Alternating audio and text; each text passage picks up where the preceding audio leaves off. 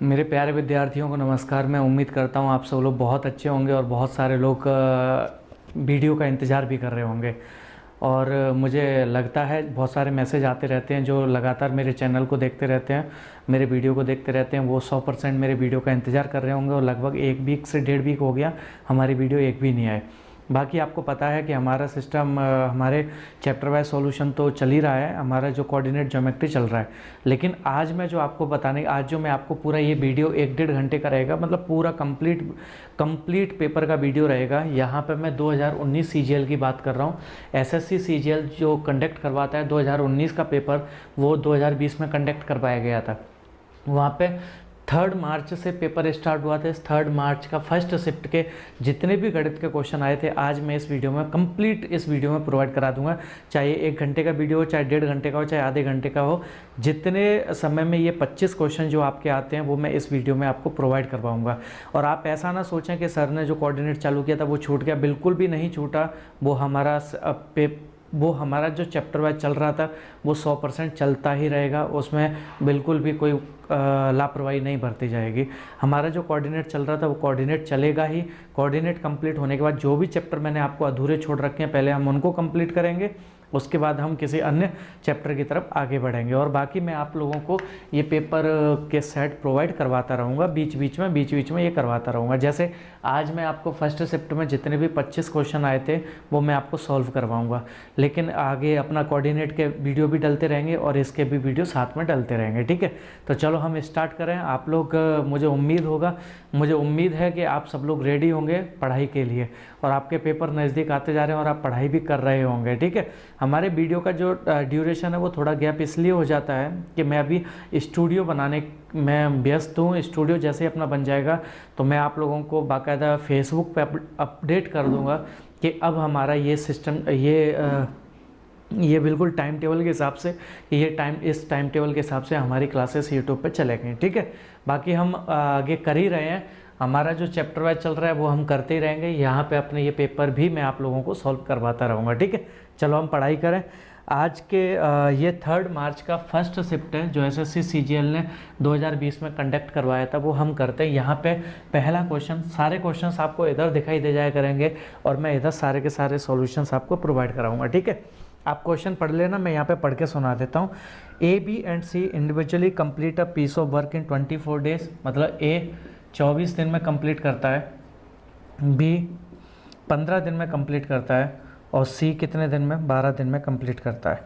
उसने कहा कि अब आप मुझे एक छोटी मोटी सी बातें आप लोगों को पता होंगी जो मैं यहाँ पे पेपर सॉल्व करवाते समय मैं नहीं बताऊंगा। यहाँ पे सिर्फ और सिर्फ जब भी मैं ये पेपर सॉल्व करवाऊंगा ना, तो ये पेपर सॉल्व करवाते समय आपको सॉल्यूशंस बताया करूँगा। इस सॉल्यूशन को आपको समझना है कि ये कैसे किया। हालांकि मुझे लगता है कि आपने ये चैप्टर पढ़ रखे होंगे तो बड़े आसान तरीके से समझ में आ जाएगा। कंसेप्ट यहाँ पे मैं ना के बराबर बताऊँगा, बाकी हमारे जो चैप्टर चल रहे हैं उसमें मैं आपको कंसेप्ट भी बताऊँगा, ठीक है। तो चलो हम स्टार्ट करें। यहाँ पे अब आपसे अगर मैं पूछूं कि 12, 24, 15 और 12, अगर मैं यहाँ पे इनका एलसीएम ले लूँ तो यहाँ पे क्या आ जाएगा अपना टोटल वर्क। तो जब आप एलसीएम लेंगे तो टोटल वर्क कितना आ जाएगा, 120, ठीक है। इनका एलसीएम कितना आएगा, 120, जिसे हम दर्जा देते हैं टोटल वर्क का। अगर मैं आपसे पूछूं यहाँ पे क्या आएगा तो आप कहेंगे सर इफ़िशियंसी, और मैंने आपको इफ़िशियंसी बताया है कि इफ़िशियंसी का मतलब होता है एक यूनिट में किया गया काम। अगर यहाँ पे डेज दे रखा है तो 1 डे में किया गया काम, अगर यहाँ पे आवर्स दे रखा है तो 1 आवर में किया गया काम, अगर आपको यहाँ पे मिनट्स दे रखा है तो 1 मिनट में किया गया काम, उसे हम क्या कह देते हैं, एफिशिएंसी कह देते हैं। तो जब आप इसका भाग इसमें देंगे तो इसकी एफिशिएंसी कितनी आएगी, 5, इसका भाग इसमें देंगे 8, इसका भाग इसमें देंगे कितनी आ जाएगी, 10, ठीक है। ये आपका एफिशिएंसी आ गया। अब उसने क्या बोला आगे, B and C start work together work for 3 days. तो बी और सी स्टार्ट करते हैं, तो मुझे बताएंगे बी और सी अगर स्टार्ट करेंगे तो एक दिन में कितना काम करेंगे। तो आप कहेंगे सर बी एक दिन में 8 करता है, सी एक दिन में 10 करता है, टोटल कितना कर देंगे, 18 काम कर देंगे। ये 3 दिन तक काम करते हैं, तो मुझे बताएंगे 3 दिन में कितना काम हो जाएगा, 54 वर्क हो जाएगा। समझ पाए इस बात का, ठीक है। अब मुझे बताएंगे टोटल वर्क 120 है, 54 वर्क हो गया, तो रिमेनिंग वर्क कितना बचा। तो आप कह देंगे सर 120 टोटल था, इसमें से 54 बी और सी ने कर दिया, तो रिमेनिंग वर्क बचा कितना, 66 वर्क बच गया, ठीक है। अब उसने पूछा कि ये जो शेष काम है उसे ए कितने दिन में करेगा। तो सबसे पहले मैं आपसे पूछूं ए एक दिन में कितना करता है, तो आप कहेंगे सर ए एक दिन में करता है 5। अगर ए एक दिन में 5 करता है तो 66 को करने में कितना, 66/5। तो जब आप इसे सॉल्व करेंगे तो आ जाएगा 13 सही 1/5 दिन। यही आपका आंसर हो जाएगा। आपको ऑप्शन दिखाई दे रहा होगा, यहाँ पे ऑप्शन आपका कौन सा हो गया, डी ऑप्शन हो गया। ठीक है, बढ़े आगे। ये अपना पहला क्वेश्चन हो गया। अगले सेकंड क्वेश्चन की तरफ आगे बढ़ते हैं। आप लोग मेहनत भी अच्छे से कर रहे होंगे। बहुत सारे लोग मुझसे पूछते रहते हैं कि सर हम ऑनलाइन किसका बैच परचेज करें। मेरे हिसाब से अभी आपको किसी का बैच परचेज नहीं करना चाहिए, क्योंकि आप लोग यूट्यूब के माध्यम से भी बहुत सारा ज्ञान अर्जित कर सकते हैं, और बाकी अगर मुझसे पढ़ चुके हैं तो आप लोगों को और अच्छे से ज्ञान अर्जित हुआ होगा। और बाकी मैं भी ऑनलाइन बैच चालू करूँगा, थोड़ा सा समय लगेगा लेकिन मैं चालू करूँगा तो बहुत अच्छे लेवल पर उसे चालू करूँगा। जो लोग मुझसे पढ़ चुके होंगे उन लोगों को तो पता ही होगा कि मैं कैसा पढ़ाता हूँ, किस तरीके से पढ़ाता हूँ, कितना डिटेल तक ले जाता हूँ। ठीक है, चलो हम सेकंड क्वेश्चन की तरफ बढ़ें। दूसरा क्वेश्चन मतलब 52 नंबर का। यहाँ पे जो आपको क्वेश्चन दिखाई दे रहे होंगे 51, 52 दिखाई दे रहे होंगे, क्योंकि जब आप पेपर देने जाते हैं एसएससी का तो पहले रीजनिंग होती है 25 क्वेश्चन, फिर जीएस होती है 25 क्वेश्चन, तो 25, 25, 50 हो गए, और फिर होता है मैथ के 25 क्वेश्चन, मतलब 51, 52 से लेकर 75 तक मैथ के क्वेश्चन होते हैं। ठीक है, चलो हम करें यहाँ पे सेकंड क्वेश्चन मतलब 52 नंबर का। वो कह रहा है कि ए फर्स्ट क्वाड्रेंट में। अब आप मुझे बताएंगे फर्स्ट अगर क्वाड्रेंट में है तो सारे ऑल पॉजिटिव होते हैं टिग्नोमेट्री में, ये आपको पता होगा। यहाँ पे दे रखा है 6 tan a = 5, तो अगर tan a की वैल्यू पूछूं तो मैंने पूछा कितना हो जाएगा, तो आप कहेंगे सर 5/6। और tan थीटा जो होता है वो sin θ/cos θ होता है, ये भी आपको पता होगा। ठीक है, यहाँ पे आपसे पूछा है 8 sin a - 4 cos a बटे में आपसे पूछा गया है cos a + 2 sin a। मैंने आपको एक चीज़ बताई थी, इसकी वैल्यू आपसे पूछिए। मैंने आपको एक चीज़ बताई थी कि अगर न्यूमरेटर और डिनोमिनेटर ऊपर और नीचे अगर साइन और कॉस सबके साथ है तो आप साइन की वैल्यू 5 रख देना, कॉस की वैल्यू 6 रख देना। मान लीजिए यहाँ +1 होता तो आप कभी भी साइन की वैल्यू यहाँ 5 नहीं रख सकते, फिर गलत हो जाएगा। अगर यहाँ पे 1 नहीं है तो आप रख सकते हैं, लेकिन मान लो इसके साथ में 1 sin a दे रखा है तो भी आप साइन की वैल्यू कितनी रख सकते हैं, 5। ये टिग्नोमेट्री के मैंने पहले 2 वीडियो डाल रखे हैं, उसमें मैंने इसे और अच्छे तरीके से समझा चुका हूँ। ठीक है, तो देख लेना। साइन की वैल्यू कितनी 5, तो इसकी जगह 5 रख दो। कॉस की वैल्यू कितनी है 6, तो 6 रख दो। ये 5 है तो ये 6 है। कॉस की वैल्यू कितनी है 6, तो ये 6 रख दीजिए। साइन की वैल्यू 5 है तो 5 रख दीजिए। तो ये कितना आ जाएगा 8 × 5 = 40 - 6 × 4 = 24 बटे 6 + 5 दूनी 10। तो ये आ जाएगा आपका कितना 16/16। आपका आंसर कितना आ जाएगा 1। यही आपका उत्तर होगा। आप देख लेना, आपको ऑप्शन में ये मिल जाएगा। ठीक है, बढ़े आगे तीसरे क्वेश्चन की तरफ। तीसरा मतलब 53 नंबर का, ध्यान रखना है ना। यहाँ पे दे रखा है x - y = 4 दे रखा है, x × y बराबर आपको 45 दे रखा है। आपसे x³ - y³ पूछा। बड़ा सिंपल सा और सरल सा क्वेश्चन है, इसमें कुछ भी नहीं करना। आप सबसे पहले देखें कि यहाँ पे देखा करें मल्टीप्लिकेशन में। मैंने ये अलजेब्रा जो मुझसे पढ़ा है उसको मैंने बता चुका हूँ। मल्टीप्लिकेशन में देखें कि 45 किससे कटता है, 5 और 9 से कटता है ना। तो मैंने x की वैल्यू 9 रखी, 9 रखूँगा तो y की वैल्यू कितनी रखनी पड़ेगी, 5, तभी तो ये 4 आएगा। तो इधर 5 रख के देख लो क्या ये 45 है, बिल्कुल है। इसका मतलब x की वैल्यू 9 और y की वैल्यू 5 रखना बिल्कुल सही होगा। तो इसका मतलब 9 का क्यूब - 5 का क्यूब, ये आ जाएगा कितना 729 - 125। तो जब आप इसे सॉल्व करेंगे तो कितना आ जाएगा ये 604। यही आपका उत्तर हो जाएगा। ठीक है, बढ़े आगे फोर्थ क्वेश्चन की तरफ बढ़ते हैं। फोर्थ क्वेश्चन मतलब 54 नंबर का है ना, ध्यान रखना। मैं बोलता रहूँगा, उसकी कोई दिक्कत नहीं है। The radius of a circular garden is 42। एक सर्कुलर गार्डन है, इसकी रेडियस आपको कितनी दे रखी है, 42 दे रखी है। यहाँ पे दे रखा है the distance covered by running 8 round. तो मैंने आपसे पूछा एक राउंड में ये कितना कवर करेगा, तो आप कहेंगे सर एक राउंड में ये सर्कल की सरकमफेरेंस को कवर करेगा। सर्कल की सरकमफेरेंस मतलब 2πr। तो मैंने पूछा 8 राउंड में कितना करेगा, तो आप कह देंगे सर 8 × 2πr, यही बोलेंगे ना। तो जब आप रखेंगे 8 × 2 × पाई की वैल्यू 22/7 × r कितना है यहाँ पे 42, तो 7 6 42। तो जब आप इसका मल्टीप्लिकेशन करेंगे तो ये आ जाएगा आपका कितना 2112। ये आपका उत्तर हो जाएगा। समझ पाए। ये आपका फोर्थ क्वेश्चन हो जाएगा, मतलब 54 नंबर का सरल से क्वेश्चन है। अब आप देख लो, कुछ लोग कह रहे थे कि यार पेपर टफ आया था, पेपर टफ।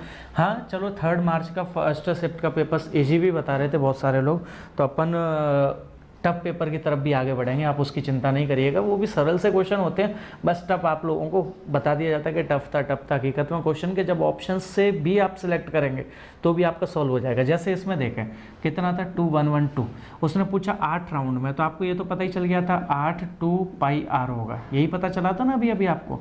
इसका मतलब क्या है कि कोई भी आंसर आपका जो आएगा वो पाई की वैल्यू कितनी होती है 22/7, 22 का मतलब 2 गुणा 11/7 है ना। तो अगर आप सोचेंगे, थोड़ा दिमाग लगाएंगे, तो एक बात पता चल जाएगी, जो भी आंसर आएगा वो 11 से डिवाइड होना चाहिए। तो आप अगर इस क्वेश्चन के ऑप्शंस देखेंगे तो इस ऑप्शन में सिर्फ एक ही ऐसा ऑप्शन है, बी ऑप्शन 2112 वाला, जो 11 से डिवाइड होगा। समझ पा रहे हैं, तो आपका आंसर हो जाएगा। तो ऐसे भी आप कभी कभी दिमाग लगाया करें। बाकी टफ जब पेपर जो भी शिफ्ट टफ थी उसको भी हम देखेंगे वो कितने टफ थे, ठीक है। बाकी बढ़े अपन 55 नंबर के क्वेश्चन, मतलब 5 बार लिख देता हूँ 55, ठीक। The area of triangle A B C is 44 centimetre. एक ट्राइंगल ए बी सी है, ये रहा ए बी सी ट्राइंगल है, इसका एरिया कितना है, इसका एरिया है 44, ठीक है। डी बी सी का मध्य बिंदु है, बी सी का मध्य बिंदु डी है, और ई ए बी का मध्य बिंदु है। अब आप मुझे बताएंगे, अगर ये मिड पॉइंट है तो जब मैं इनको मिलाऊंगा तो ये सामने वाली साइड की क्या हो जाएगी, पैरेलल, और पैरेलल होने के साथ साथ आधी होगी। अगर 2 होगी तो ये कितनी होगी 1, ये मैंने आपको बताया था। और दूसरा मैंने आपको क्या बताया, अगर ये पैरेलल हो जाए तो ये जो ट्राइंगल है ये सिमिलरिटी में टूट गया। इसका मतलब ई बी डी, ये वाला ट्राइंगल और ये बड़ा वाला ट्राइंगल क्या हो जाएंगे, सिमिलर। तो मैं यहाँ पे लिख दूँ ट्राइंगल बी ई डी जो है वो सिमिलर हो जाएगा ट्राइंगल ए बी सी के। ये बात आप समझ गए होंगे, ठीक है। अब उसने क्या पूछा यहाँ पे, तो बी डी ई का एरिया ज्ञात करें, इसका एरिया ज्ञात करें। सबसे पहले मुझे बताएं, अगर ये सिमिलर होंगे तो इसकी जो साइड है किसकी, ई डी बटे ए सी कितना है 1/2। तो मैंने आपसे पूछा इसका एरिया कितना हो जाएगा, तो आप कह देंगे सर साइड का स्क्वायर, मतलब 1/4 हो जाएगा। इसका मतलब किसका एरिया, ई डी किसकी साइड है, बी ई डी ट्राइंगल की। तो मैं यहाँ लिख दूँ area of triangle B E D बटे area of triangle A B C.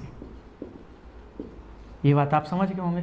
A B सी का एरिया कितना दिया 44, मतलब 4 यूनिट की वैल्यू कितनी है 44, तो 1 यूनिट की वैल्यू कितनी 11। उसने पूछा बी ई डी का एरिया बताएं, बी ई डी का एरिया बताएं, तो बी ई डी का एरिया कितना है 1, 1 यूनिट की वैल्यू कितनी 11, तो 1 की कितनी हो जाएगी 11। तो आपका आंसर कितना आ जाएगा 11 सेंटीमीटर स्क्वायर, जो भी दे रखा हो वो आपका आंसर हो जाएगा 11 सेंटीमीटर स्क्वायर हो जाएगा। समझ पाए, हटा दूँ इसे या 56 कह लो। A person sell an article 10% below the cost price. अगर मैं आपसे पूछूं सी पी यहाँ पे 100 है तो 10% कम में बेच रहा है, तो एस पी कितना हो जाएगा 90 हो जाएगा। ये चीज़ आप समझ गए, ठीक है। उसके बाद क्या कहता है, अगर वो 332 रुपये अधिक में बेचे तो उसे 20% का प्रॉफिट हो जाता है। इसका मतलब 20% का प्रॉफिट का मतलब एस पी कितना हो जाएगा 120।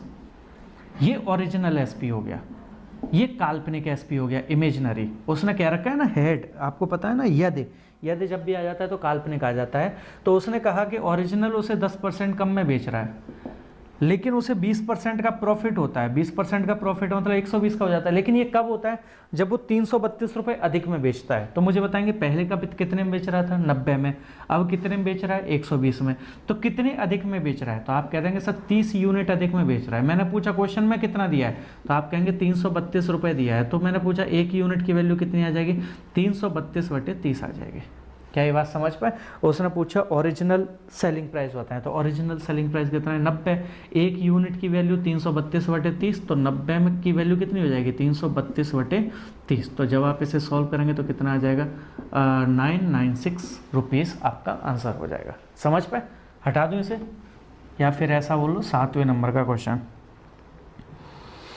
ये रीजनिंग का क्वेश्चन है जो गणित में आपका आ गया था। प्लस बराबर माइनस दिया है, माइनस बराबर प्लस दिया है, यहाँ पे आपको डिवाइड बराबर मल्टीप्लाई दिया है और मल्टीप्लाई बराबर डिवाइड दिया है। आपसे पूछा है 42 - 12 गुणा में 3 + 8 डिवाइड 2 + 15 बटे में 8 गुणा 2 - 4 + 9:3 कितना होगा, आपसे ये पूछा गया। ये रीजनिंग का क्वेश्चन है, ये गणित में पूछ ले, कोई बात नहीं, चलो हम कर लेते हैं। 42 माइनस की जगह प्लस लिखना है तो +12, गुणा की जगह डिवाइड लिखना है तो डिवाइड 3, प्लस की जगह माइनस लिखना है -8 गुणा 2 -15, ये याद रखना। डिवाइड की जगह मल्टीप्लाई और प्लस की जगह पर माइनस लिखना है, वो मैंने लिख दिया। तो 8 मल्टीप्लाई की जगह क्या डिवाइड, माइनस की जगह प्लस, प्लस की जगह माइनस, और ये गुणा में थी। ठीक है, इसके हिसाब से मैंने इनको चेंज कर दिया। तो ये कितना आ जाएगा 42, ये आ जाएगा प्लस में 4 -16 -15 बटे में ये आ जाएगा 4 + 4 -27। तो जब आप इसे सॉल्व करेंगे तो ये आ जाएगा 46 -16 दूनी 32 31 बटे में ये कितना आ जाएगा -19। तो जब आप इसे सॉल्व करेंगे तो ये आ जाएगा -15/19 आपका उत्तर हो जाएगा। समझ पाए? ये तो बेसिक कैलकुलेशन है, इसे आप आसानी से कर सकते हैं, यानी सी ऑप्शन हो जाएगा आपका। हटा दूँ इसे, कंप्लीट कराना है इसमें। वो ये ऐसा नहीं होना चाहिए कि कोई क्वेश्चन आपका छूट गया। उसने कहा 4300 रुपये की जो धनराशि है वो 2 वर्ष में, कितने साल में, साधारण ब्याज पर कितनी हो जाती है 4644 रुपये हो जाती है। तो अगर मैं आपसे पूछूं एक छोटी सी बात बताएं, 2 साल में ब्याज कितना लग गया, तो जब आप इसमें से इसको घटाएंगे तो ये आ जाएगा 443, यही आएगा ना, 443 रुपये का ब्याज लग गया। तो मैंने पूछा 1 साल का ब्याज कितना होगा, तो आप कह देंगे सर 1 रुपये हो जाएगा। तो मैं ये बोल सकता हूँ 172 रुपये का जो ब्याज है वो 4300 रुपये पे लगा है, तो इसकी रेट ऑफ इंटरेस्ट कितनी हो जाएगी, 172 रुपये का ब्याज कितने पे लगा है 4300 पे लगा है। तो गुणा में कितना 100% निकालना है, तो 2 जीरो से 2 जीरो घटा, तो जब आप इसे सॉल्व करेंगे तो कितना आ जाएगा 4। तो रेट आ गए 4% के। समझ पाए? अब उसने क्या पूछा ये चीज़ समझिए। उसने पूछा है कि यार एक बात बताएं कि प्रिंसिपल कितना होगा यदि रेट ऑफ इंटरेस्ट सेम हो, मतलब ये 4% हो, टाइम 5 साल हो, जिससे अमाउंट आपका 10104 हो जाए, 10104 हो जाए। आपसे ये पूछा गया। सिंपल सी बात है, अगर मैं आपसे पूछूं प्रिंसिपल 100% है तो SI कितना हो जाएगा 20%, तो अमाउंट कितना हो जाएगा 120%। ये छोटी सी बात समझ गए। यहाँ पे 1% की वैल्यू मैंने अगर आपसे पूछी तो ये आ जाएगा 84.2 रुपीज़, 84.2। 1% की वैल्यू कितनी आ जाएगी 84.2 आ जाएगी। समझ पाए? तो आपसे मैंने पूछा प्रिंसिपल कितना होगा, तो 100% है, 1% की वैल्यू 84.2 हो गई, तो 100 में 84.2 का गुणा कर देंगे तो ये कितना आ जाएगा 8420 रुपीज़। यही आपका क्या हो जाएगा उत्तर हो जाएगा। समझ पाए? ये दिखाई दे रहा होगा उधर आपको, चलो दिखाई दे रहा है। बाकी आवाज़ आ रही है आप लोगों को? ठीक है, बढ़े अपन 59 क्वेश्चन की तरफ बढ़े। 9th नंबर का क्वेश्चन, 59 या 9th नंबर का। ABC are the 3 point on a circle. ये सर्कल है, मैंने ये सर्कल बना दिया, ये इसे A मान लेते हैं, इसे B मान लेते हैं, इसे C मान लेते हैं। ठीक है, ABC are the 3 point on a circle such that AB chord से O सेंटर है, इससे AB जो कॉर्ड है इससे ये जो एंगल है ये 110 डिग्री का है, और AC से 130 है, यानी ये AC कॉर्ड है, इससे ये जो सेंटर पे ये O है ये कितना है 130। ठीक है, 130 है ये। अब आप मुझे बताएंगे ये कंप्लीट 360 होता है, 110 130 हो गया तो ये कितना आ जाएगा 120 हो जाएगा। समझ पाए?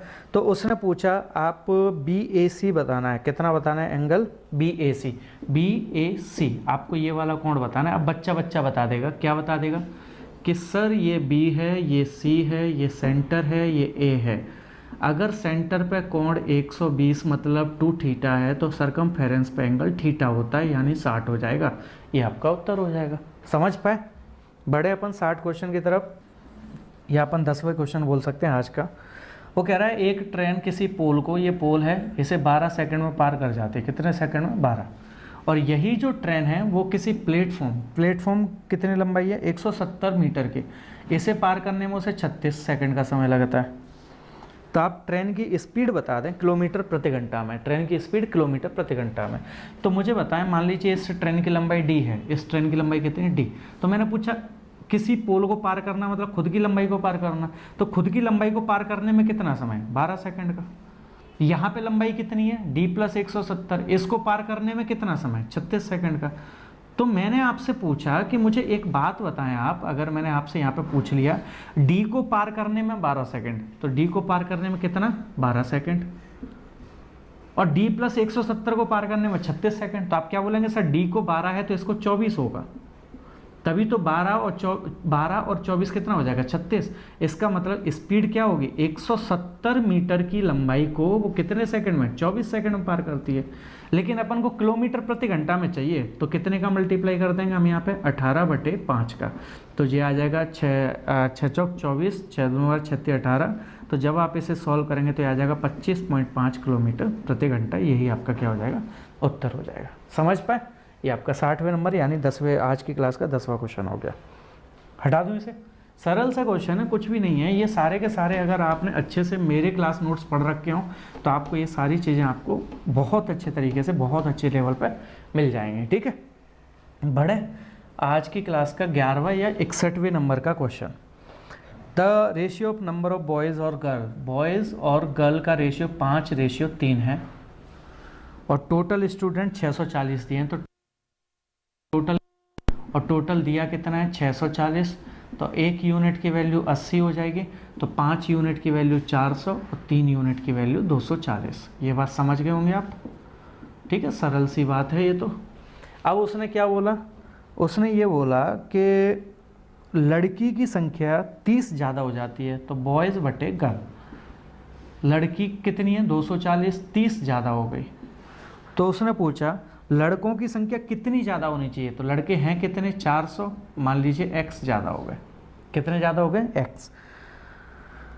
तो उनका रेशियो 14:9 हो जाए, मतलब लड़के और लड़कियों का रेशियो 14:9 हो जाए। मतलब वो क्या कहना चाहते हैं मैं बता देता हूँ। लड़की में अगर 30 बढ़ जाए तो लड़के में कितने बढ़ने चाहिए, जिससे जब मैं इनका रेशियो निकालूँ तो 14/9 हो जाए। तो आप मुझे बताएंगे ये कितना हो गया, 270। इसका मतलब 9 यूनिट की वैल्यू 270, तो 1 यूनिट की वैल्यू कितनी होगी, 30। अगर 1 यूनिट 30 है तो 14 यूनिट कितना होगा, 14 गुणा 30 मतलब 420। समझ पाए, 400 प्लस x की जो वैल्यू है वो कितनी आनी चाहिए, 420 आनी चाहिए। इसका मतलब x का मान कितना होगा, 20 होगा। यही आपका उत्तर हो जाएगा। मतलब लड़के जो इंक्रीमेंट होंगे वो कितने इंक्रीमेंट होंगे, 20 का इंक्रीमेंट हो जाएगा। समझ पाए, हटा दूं इसे। 62वें क्वेश्चन की तरफ बढ़े। 62 नंबर का क्वेश्चन आज की क्लास का 62 नंबर का क्वेश्चन। 62 नंबर का क्वेश्चन, ये भी बहुत सरल सा क्वेश्चन है, एलजेब्रा का क्वेश्चन है। x की पावर 2a बराबर y की पावर 2b बराबर z की power 2c does not equal to 0। ठीक है, और उसने दे रखा है x² बराबर क्या दे रखा है, YZ दे रखा है। आपसे पूछा गया भाई आप AB plus BC plus CA बटे BC का मान बताना है कितना होगा। बहुत सारे टीचर ऐसे हैं जो पता नहीं इस क्वेश्चन को क्यों गलत बता गए थे। आप देखते होंगे बहुत सारे, किसी टीचर का हम धांसू टीचर रख रखा है, न जाने क्या क्या रख रखा है। तो पता क्या कह रहा था, वो क्या बताया उन्होंने, मैं बता देता हूँ आपको। XYZ की वैल्यू 1 1 रख दो, ABC की वैल्यू 1 1 रख दो और आंसर निकाल दो। गलत हो जाएगा, है ना। गलत इसलिए हो जाएगा कि ऑप्शंस भी आपको 3AC 3AB 3BC मतलब इस तरीके से रख दिया था। कितना, 3AC 3AB और 3BC ये आपके ऑप्शन है। अगर आप ABC को 1 1 रखेंगे तो ये भी 3 हो जाएगा, ये भी 3 हो जाएगा, ये भी 3 हो जाएगा, और ये 3 पहले से ही दे रखा है। लेकिन टीचर ने क्या करा कि X को 1 रखा, ABC को 1 1 रखा, यहाँ पे 1 1 1 बटे 1 मतलब 3 बटे 1 आपका आंसर 3 हो जाएगा। आपका ऑप्शन ये हो जाएगा। इनको हटा के रख दिया उन्होंने, लेकिन ऐसा करना गलत हो जाएगा। समझ पाए इस बात को। मतलब आप यहाँ पे वैल्यू पुट मत कर देना, क्या कि x की वैल्यू 1, y की वैल्यू 1, z की वैल्यू 1 पुट कर दो, a की वैल्यू 1, b की वैल्यू 1, c की वैल्यू 1 पुट कर दो, फिर आंसर निकाल दो, वो गलत हो जाए। हाँ, कुछ और वैल्यू रख दें और ये तीनों बराबर हो जाए तो 100% सही हो जाएगा। वैल्यू पुट करने से आंसर आ सकता है, लेकिन उन्होंने क्या बताया कि इसको 1 इसको 1 इसको 1 कर दो, ये 1 1 1 करना गलत हो जाएगा। ठीक है ना, ये चीज़ ध्यान रखना। आप करें, अपन हटा दूँ। देखिए बिल्कुल ध्यान से समझना। इसको मैं अगर बराबर के मान लूँ, क्या मान लूँ, के। बाकी आप वैल्यू पुट करके भी कर सकते हैं, बहुत सारे क्वेश्चन इसमें वैल्यू पुट करके भी हो जाएंगे, कोई दिक्कत नहीं है। के मान लेते हैं। तो मुझे बताएंगे x की वैल्यू कितनी आ जाएगी, k की पावर 1/2 है। y की वैल्यू कितनी आ जाएगी, k की पावर 1/2 भी, और z की वैल्यू कितनी आ जाएगी, k की पावर 1/2c। आपको पता है ना, ये पावर इधर जाएगी तो 1 में हो जाती है, जैसे एक्स स्क्वायर बराबर 5 दिया है तो एक्स की वैल्यू कितनी आ जाएगी, 5 की पावर 1/2।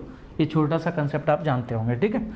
अब उसने कहा एक्स स्क्वायर बराबर बाई जेड है। क्या कहा है, एक्स स्क्वायर बराबर बाई जेड है। एक्स की वैल्यू कितनी है, के की पावर 1/2 है, के की पावर 1/2 है, इसका स्क्वायर करेंगे, बराबर बाई की वैल्यू कितनी है, के की पावर 1/2 भी, और जेड की वैल्यू कितनी, के की पावर 1/2c।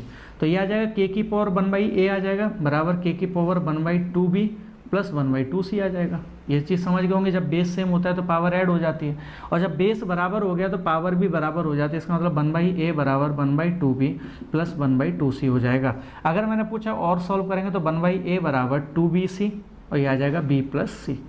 समझ पाए। अगर आप यहाँ पे इसे क्रॉस मल्टीप्लाई कर दें, इसका इधर मल्टीप्लाई इसका इधर मल्टीप्लाई, तो ये आ जाएगा, मैं बता देता हूँ, 2bc बराबर ab प्लस ac आ जाएगा। समझ गए। अब मुझे बताएं AB और AC की जगह मैं क्या लिख सकता हूँ, 2BC लिख सकता हूँ। तो ध्यान से देखना इधर, AB और AC की जगह, AB और AC की जगह क्या लिख दिया, 2BC। तो 2BC और प्लस में ये BC है ही, बटे में ये कितना आ गया, BC आ गया। तो जब आप इसे सॉल्व करेंगे तो आ जाएगा 3BC बटे BC। BC से BC कट गया, तब आपका आंसर कितना होगा, 3 होगा। समझ पाए। यहाँ पे ऐसा नहीं कर सकते, x की वैल्यू 1, y की वैल्यू 1, z की वैल्यू 1, a की वैल्यू 1, b की वैल्यू 1, c की वैल्यू 1, तो आंसर गलत हो जाएगा। आप ऐसा कुछ कर दें कि यहाँ पे x, y, z, a, b, c की वैल्यू अलग अलग रख दो, आपका आंसर आ जाएगा। समझ पाए इस बात को। ये छोटी मोटी सी बात होती है, हटा दो इसे। चले अपन 63वें नंबर क्वेश्चन की तरफ। 63वें नंबर का क्वेश्चन, 63 नंबर का, ठीक है। If the length of a rectangle increase by 40%, ठीक है। ये अपना ओरिजिनल हो गया, ये फाइनल हो गया। यहाँ पे मैं लेंथ की बात कर रहा हूँ और यहाँ पे मैं ब्रेड्थ की बात कर रहा हूँ। सरल सा है, समझना। 40% का इंक्रीमेंट है, 40% मतलब 2/5। इसका मतलब ओरिजिनल लेंथ अगर 5 होगी, 2 का इंक्रीमेंट होगा तो ये कितनी हो जाएगी, 7 हो जाएगी, ठीक है। उसने कहा यहाँ पे 20% की कमी है ब्रेड्थ में। 20% मतलब 1/5 की कमी, मतलब ओरिजिनल 5 होगी, 1 की कमी होगी, ये कितनी हो जाएगी, 4 हो जाएगी। तो उसने पूछा उसके एरिया बताना है। तो एरिया क्या होता है, 5 25 और 7 चौक 28। तो एरिया में कितने का इंक्रीमेंट हुआ, एरिया क्या होता है, L इंटू बी, लंबाई गुणा चौड़ाई। तो लंबाई गुणा चौड़ाई करेंगे तो ये 25 हो जाएगा, ये 28 हो जाएगा। तो कितने का इंक्रीमेंट हुआ एरिया में, 3 का। तो 3 का इंक्रीमेंट कितने पर, ओरिजिनल वैल्यू 25 पर, परसेंटेज गुणा 100, तो ये कितना आ जाएगा, 12% का इंक्रीमेंट हो जाएगा एरिया में। यही आपका उत्तर हो जाएगा। समझ पाए। बढ़े अपन 64वें क्वेश्चन की तरफ, यानी आज की क्लास का 14वें नंबर का क्वेश्चन। ज़्यादा स्पीड तेज़ तो नहीं है, बाकी समझ में आ जाएगा। ये तो पेपर सॉल्व करवा रहा हूँ इसलिए स्पीड रखिए, बाकी आपको पता है कि इतना स्पीड में अपन नहीं चलते हैं, सरल सा रहता है, ठीक है। 64वें नंबर का question. Out of 6 number the sum of first 5 number, first 5 number का सम जो है, वो है 7 गुणा 6th नंबर का। तो मैं ये लिख सकता हूँ सम ऑफ फर्स्ट 5 नंबर बटे 6th नंबर बराबर 7/1, है ना। इसका मतलब अगर मैं आपसे पूछूं इन सभी का जोड़ कितना हो जाएगा, ऑल 6 नंबर का सम कितना हो जाएगा, तो आप कह देंगे सर ऑल 6 नंबर का सम 8 हो जाएगा, 7 और 1 8 हो जाएगा। मैंने पूछा इनका एवरेज कितना होगा, एवरेज ऑफ 6 नंबर, तो आप कह देंगे सर 8/6 हो जाएगा। एवरेज तो पता है ना, जितनी संख्या है उतने का भाग दे दो, तो ये कितना आ जाएगा, 4/3 यूनिट। एवरेज कितना आ जाएगा, 4/3 यूनिट। लेकिन एवरेज आपको जो दे रखा है वो 136 दे रखा है। कितना दे रखा है, 136। तो 4 × 12, 4 चौक 16, तो 1 यूनिट की वैल्यू 102 आ गई। कितनी आ गई, 102। तो उसने क्या पूछा, 6वां नंबर ज्ञात करना है। तो 6वां नंबर कितना है, यहाँ पे 1 यूनिट है ना, और 1 यूनिट की वैल्यू कितनी आई, 102 आई। तो इसमें 102 का गुणा करेंगे तो आपका आंसर कितना आ जाएगा, 102। यही आपका उत्तर होगा। समझ पाए, सरल सा क्वेश्चन है, कुछ भी नहीं है इसमें। बढ़े अपन 65वें नंबर के क्वेश्चन की तरफ। ये पेपर सॉल्व करवाते समय थोड़ा सा स्पीड तो रहेगी नहीं, तो ये वीडियो आपका जो है, आपका वीडियो लगभग 2 घंटे का हो जाएगा। क्या फ़ायदा रहेगा उसका, इसलिए अपना क्या है 1 घंटे में ही इसको कवर कराने की कोशिश करूँगा मैं हर एक पेपर को। तो आप थोड़ा सा मैनेज करें, है ना, ठीक है। वो कह रहा है कि इफ़ द नंबर 1005x4, ये 8 से कंप्लीट डिवाइड होता है, तो कंप्लीट डिवाइड के लिए x की स्मॉलेस्ट वैल्यू बतानी है। कौन सी बतानी है? स्मॉलेस्ट। और ऑप्शन आपको दे रखे हैं 0, बी ऑप्शन दे रखा है 1, सी 4 और डी 2 दे रखा है। अब आपको पता है 8 का भाग अगर जाना है तो इस आखिरी में भाग दे के देखना है। डिविजिबिलिटी रूल आपको पता होगा, 4 का भाग देना है तो आखिरी के 2 संख्या में भाग चला जाना चाहिए। 5 का देना है तो आखिरी संख्या 0 या 5 होनी चाहिए। 2 का देना है तो आखिरी संख्या इवन होना चाहिए। 3 का देना है तो सभी की संख्या का जोड़ जो है वो 3 से भाग जाना चाहिए। डिविजिबिलिटी रूल आपको पता होगा। अगर मैं 8 का डिवाइड करना चाहता हूँ तो इसका मतलब आखिरी संख्याओं में 3 आखिरी संख्या में भाग चला जाए। तो यहाँ पर अगर आप 1 रखते हो, एक्स की वैल्यू 1, तो भाग जाता है। समझ रहे हो? x की वैल्यू 1 रखते हैं तो भाग जाता है। तो ये तो कट ही गए दो, क्योंकि अपन को कौन सी संख्या चाहिए? स्मॉलेस्ट। तो ये 2 कट गए। अब इस 0 को रख के और देख लेते हैं। अगर मैं 0 रखूंगा तो ये कितना आ जाएगा? 504/4 क्या भाग जा रहा है? 504/8 क्या भाग जा रहा है? बिल्कुल भाग जा रहा है। इसका मतलब 0 पुट करने पे भाग जा रहा है, 1 भी पुट करने पे भाग जा रहा है। हालांकि 2 भी पुट करोगे तो भाग चला जाएगा 8, 524/8 तो भाग दे लो, 8 7 8 6 48, 8 8 64 भाग जा रहा है। मतलब 1 पुट करने पे, 2 पुट करने पे, 0 पुट करने पे भाग जा रहा है। तो इसमें स्मॉलेस्ट कौन सी हो जाएगी? तो आपका आंसर कौन सा हो जाएगा? 0। यही आपका उत्तर हो जाएगा, क्योंकि स्मॉलेस्ट आपको संख्या आपसे पूछी गई है। ठीक है, बाकी मुझे एक बार कंफर्म कर दो। आवाज़ आ रही है? आवाज़ ठीक है। बढ़े अपन 66वें नंबर के क्वेश्चन की तरफ। 66 नंबर का क्वेश्चन है आपका ये। a प्लस बी बराबर आपको 45 डिग्री दे रखा है। आपसे पूछा गया 2 1 + 10a और 1 + 10b का मान कितना होगा। सिंपल सा है। अगर आप देखें तो a को 45 रख दो, b को 0 रख दो, कुछ भी रख दो, कोई फर्क पड़ता है, बस एंगल पता होने चाहिए। b को 0 रखूँगा तो ये तो 0 हो जाएगा। a 45 है तो 10 45 1 हो जाएगा। तो 2 1 + 1 2 हो जाएगा, ये 1 हो जाएगा। आपका आंसर कितना आएगा? 4। यही आपका उत्तर हो जाएगा। आप देख लेना, आपको ऑप्शन में 4 दे रखा होगा, आपको 4 ऑप्शन में दे रखा है, वही आपका उत्तर होगा। ठीक है, लेकिन अगर मान लो आप इसे सॉल्व करना चाह रहे हैं कि सर मुझे तो इसका सॉल्यूशन बता दो, तो कुछ मत करो, दोनों तरफ 10 ले लो। तो 10 लेंगे तो ये बनेगा 10a + b = 10 45, यही बनेगा। ठीक है, अगर मैंने पूछा 10a + b कितना होगा तो ये आ जाएगा 10a + 10b बटे में आ जाएगा 1 - 10a 10b। थोड़ा सा मैं फास्ट चल रहा हूँ। वैसे मैं जब भी किसी टॉपिक को समझाता हूँ तो बहुत धीमे धीमे समझाता हूँ, इतना फास्ट नहीं समझाता। जब भी मैं कोई टॉपिक पढ़ा रहा हूँ आप लोगों को तो बहुत धीरे धीरे, जब भी मैं क्लास में पढ़ाता हूँ, जब भी मैं रेगुलर क्लास रहती है उसमें बहुत धीरे धीरे पढ़ाता हूँ, जिससे बच्चों को समझ पाए। यहाँ पर तो थोड़ा पेपर सॉल्व करा रहा हूँ, थोड़ा तेज हो सकता है। ठीक है, 1 ये 10 45 1 होता है, तो ये आ जाएगा 10a + 10b बराबर 1 - 10a 10b। ऐसा लिख सकते हैं। मैंने कहा इसको इधर लेकर आ जाओ, इसको इधर लेके आ जाओ, तो ये बनेगा कितना? 10a + 10b + 10a 10b बराबर कितना? 1 बचेगा। ठीक है, अगर मैंने आपसे पूछा कि इसमें 10b कॉमन ले लेंगे, इसको इधर लिख रहा हूँ, इसको इधर 10a प्लस यहाँ से 10b कॉमन लिया जाएगा, तो 10b कॉमन लूँगा तो अंदर कितना बचेगा? 1 + 10a बराबर कितना है? 1। अब देखिए 1 + 10a तो आपका आ गया। अब आपको 1 + 10b और चाहिए, तो एक काम करो, यहाँ पे 1 जोड़ दो और इधर भी 1 जोड़ दो। तो ये 1 + 10a अगर मैं कॉमन लूँगा, मैंने कॉमन लिया तो यहाँ कितना रह जाएगा? 1 प्लस यहाँ कितना रह गया? 10b बराबर कितना? 2। तो ये बन गया कितना? 1 + 10a 1 + 10b बराबर 2। मतलब 1 + 10a और 1 + 10b की वैल्यू कितनी आ गई? 2 आ गई। और 2 × 2 आपका आंसर कितना हो जाएगा? 4। यही आपका क्या हो जाएगा? उत्तर हो जाएगा। समझ पाए? तो ये 2 आ गया, 2 का इसमें मल्टीप्लाई करेंगे, आपका आंसर 4 हो जाएगा। ठीक है, बढ़े 67वें नंबर के क्वेश्चन की तरफ चलते हैं। 67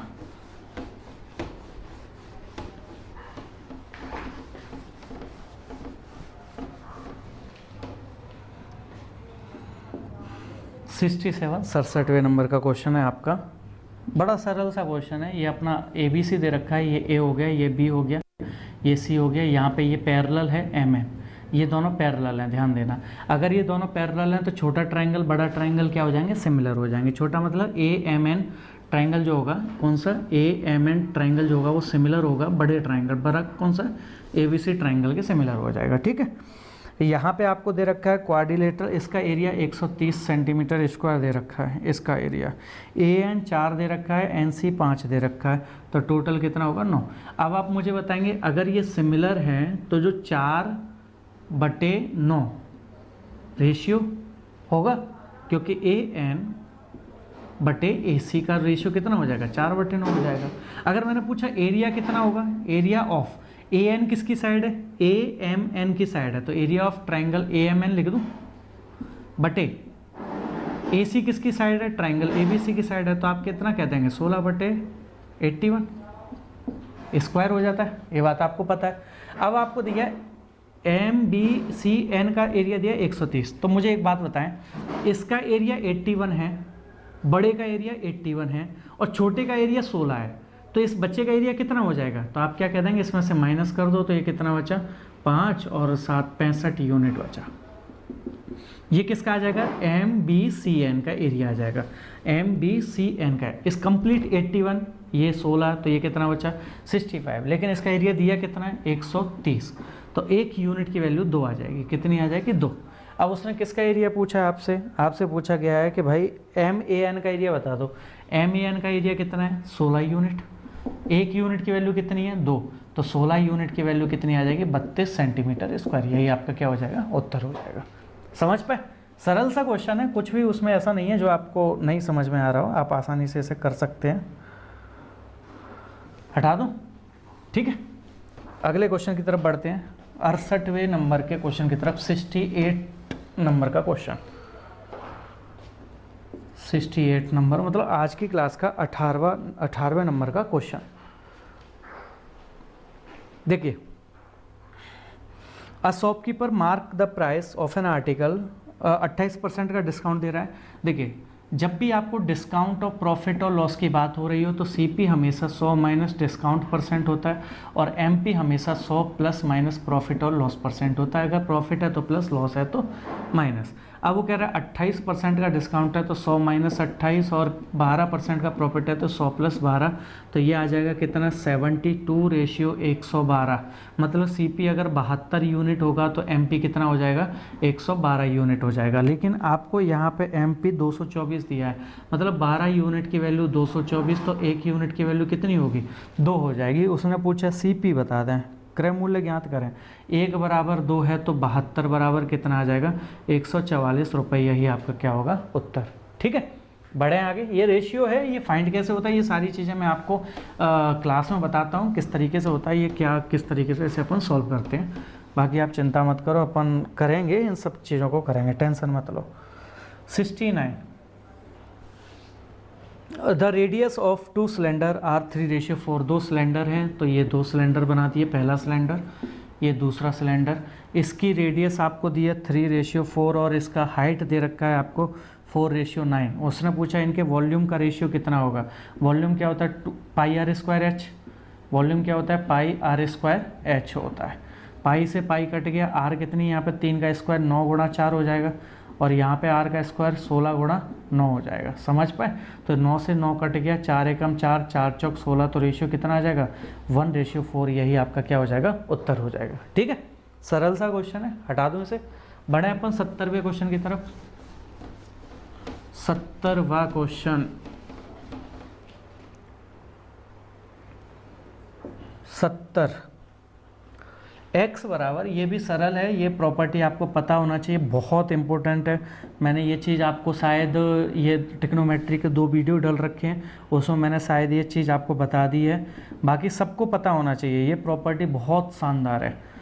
उसने पूछा x² + y² ज्ञात करें। x² + y², तो कुछ मत करो, दोनों का स्क्वायर कर दो। जब आप स्क्वायर करेंगे ना तो ये बनेगा x² + y², स्क्वायर करके ऐड करते हैं ना, तो ये क्या बनेगा पता है 4 का स्क्वायर + 5 का स्क्वायर, दूसरे ब्रैकेट में बन जाएगा cos का स्क्वायर + sin का स्क्वायर। आप करके देखना, आप क्या करना, दोनों का स्क्वायर करना, स्क्वायर करने के बाद में आपको ये चीज़ मिल जाएगी, ऐड करके देख लेना। तो x² + y² आपका कितना बन जाएगा 16 और 25 कितना हो गया 41। यही आपका उत्तर हो जाएगा। आपको पता है ये तो बनी होता है तो उसको तो कोई लेना देना आपका है ही नहीं। ठीक है, बढ़ें आगे। 71वें नंबर का क्वेश्चन, मतलब आज की क्लास का 21 नंबर का क्वेश्चन है आपका। 21 या 71 बोल देते हैं हमेशा 71।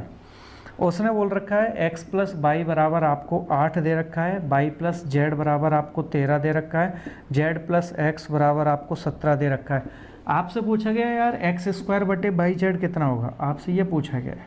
ठीक है, सरल सा क्वेश्चन है, आप कर सकते हैं। मैंने कहा तीनों को जोड़ दो, तो कितने x हैं, 2x हैं, 2y है, 2z है, तो 2x plus by plus Z बराबर ये कितना हो जाएगा 20, 30, 38। तो x plus by plus Z की वैल्यू कितनी हो गई 19। तो x प्लस बाई अगर मैं रखता हूँ, x प्लस बाई अगर मैं रखता हूँ तो z की वैल्यू कितनी आ जाएगी 11। x प्लस वाई कितना है 8 रखेंगे तो z की वैल्यू 11 आ जाएगी। बाई प्लस जेड अगर 13 रखता हूँ तो x की वैल्यू कितनी आ जाएगी 6 आ जाएगी। और अगर मैं z प्लस एक्स अगर 17 रखता हूँ तो y की वैल्यू कितनी आ जाएगी 2 आ जाएगी। यही आएगा। ठीक है, करके देख लेना, कोई कैलकुलेशन मिस्टेक ना हो जाए, बस ये ध्यान रखना। एक्स स्क्वायर तो 6 का स्क्वायर कितना 36 बटे बाई जेड 2 गुणा 11, 2 से कितनी और कटेगा 18। तो आपका आंसर 18 बटे 11 आ जाएगा। समझ पाए? कर दोगे आप इसे?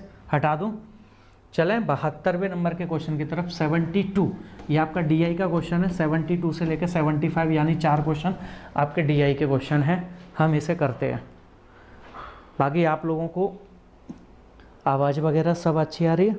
ठीक है, करना ऐसे। डीआई का क्वेश्चन है, आप आसानी से इसे कर सकते हैं। आपको दिखाई दे रहा होगा पहला क्वेश्चन 72 यानी 22 नंबर का क्वेश्चन है ये।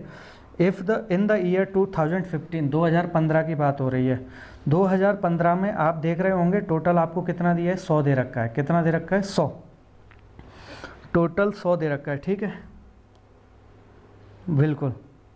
अब वो क्या कह रहा है कि 20% which type of car constitute exactly 20% of the total number of car produce that year. इसका अगर 20% निकालेंगे तो कितना आ जाएगा 20। वो पूछ रहा है 20 कार कौन से कंपनी की है, ABCD में से कौन से आपको मॉडल की है। तो 2015 में आप देखेंगे तो ई मॉडल ऐसा है जिसका 20 दे रखा है। समझ पाए? ये आपका देखना सिंपल सा क्वेश्चन डीआई पूछा गया था। ये अपना 72 हो गया। 73 उसने कहा 2013 और 2014 एक साथ हैं। तो 2013 कितना दिया 130, 2014 आपको दिया 170, यानी ये हो जाएगा कितना 300। बिल्कुल। उसने पूछा एग्जैक्टली 25% करेंगे तो कितना आ जाएगा 75। अब आप देख लो कौन सा 75 है। ऑप्शन दे रखा है B, E, C और D। B कितना है 2013 और 18 प्लस 43, ये 75 नहीं है। E की अगर मैं बात करूं, E है आपका 18 प्लस 34, ये भी आपका 75 नहीं है। और अगर मैं C की बात करूं यहाँ पे तो ये 32 प्लस 26, ये भी 75 नहीं है। और अगर मैं D की बात करूं 40 प्लस 35, दोनों को कंबाइन करके ये 75 है। बिल्कुल ये 75 है। समझ पाए? ये आपका 73 नंबर का क्वेश्चन हो गया। कितने सरल से क्वेश्चन आपसे पूछे गए हैं यार इसमें। चलें 74 की तरफ, मतलब आज की क्लास का 24 नंबर का क्वेश्चन। 74 द परसेंटेज इंक्रीज 2016 2012 और 2016। 2012 में कितना है 120, 2016 में कितना है 180। कितने का इंक्रीमेंट हुआ? तो आप कहेंगे 60 का इंक्रीमेंट। 60 का इंक्रीमेंट कितने पर? 120 पर। तभी तो 120 पर 60 का इंक्रीमेंट 180 बनेगा। परसेंटेज निकालना है गुणा 100, तो ये 2 बार, ये कितनी बार 50। तो आपका आंसर कितना आ जाएगा 50% का इंक्रीमेंट। यही आपका उत्तर हो जाएगा। समझ पाए? है सरल सा क्वेश्चन। अब अपन चलते हैं 75 क्वेश्चन की तरफ। ये भी सरल सा है। 75 में पूछ रहा है कि 2017 और 2016 का रेफरेंस किस में मैक्सिमम डिक्रीज्ड हुआ है। मैक्सिमम डिक्रीज्ड परसेंट बताना है। 2016 में बताएं कितना है, यहाँ पे 2016 और 2017 ये दिए। ऑप्शन आपके दे रखे हैं, ऑप्शन लिख रहा हूँ मैं C, E, A और D। तो मुझे बताएंगे C में 2016 कितना था?